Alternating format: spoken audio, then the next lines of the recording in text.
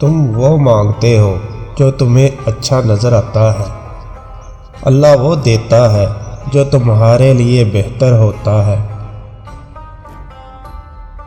وہ ساتویں آسمان پر رہنے والا رب ہم زمین پر بسنے والوں کا درد ہمارے ساتھ جینے والے انسانوں سے بہتر جانتا ہے۔ ٹھوکر بھی انہی کو لگتی ہے جنہیں رب نے تھامنا ہوتا ہے۔ اللہ تعالیٰ اپنے بندے کو اس کی برداشت اور ہمت سے زیادہ نہیں آزماتا،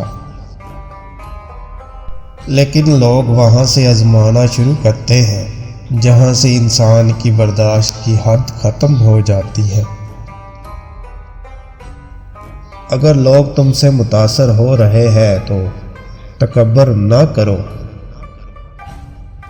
بلکہ اللہ کا شکر ادا کرو کہ اس نے تمہارے عیب چھپا رکھے ہیں اور تمہیں لوگوں میں معزز بنا رکھا ہے۔ اگر یہ زندگی عارضی ہے تو مشکلات بھی مستقل نہیں،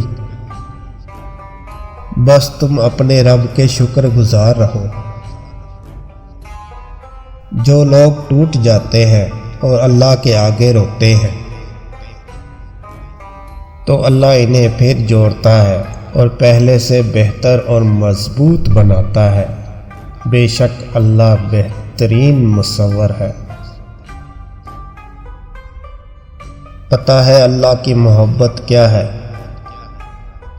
وہ سارا دن ہمارے گناہ دیکھتا رہتا ہے، ہماری نافرمانیاں دیکھتا رہتا ہے، اور صبح اپنے ہی فرشتوں کے ہاتھوں ہمارا رزق بھیج دیتا ہے۔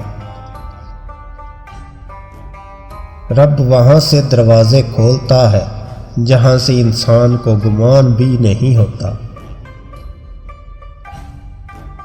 ایک ہی جملہ انسان کی تربیت کے لیے کافی ہے کہ اللہ دیکھ رہا ہے۔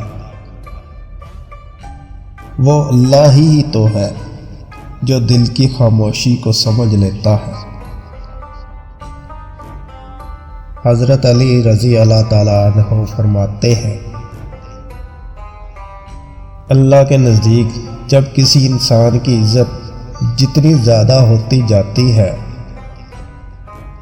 اس کا امتحان بھی اسی قدر سخت ہوتا چلا جاتا ہے۔ ہم گناہ ایسے کرتے ہیں جیسے وہ دیکھ نہیں رہا، اور وہ معاف ایسے کرتا ہے جیسے اس نے دیکھا ہی نہیں۔ اپنی مانگی ہوئی دعاؤں پر یقین رکھو، وہ رحمان ہے، رد نہیں کرتا۔ دو طرح کی محبت انسان کو غمگین نہیں کرتی، ایک اللہ تعالیٰ سے اور دوسری اللہ تعالیٰ کے لیے کسی اور سے کی گئی۔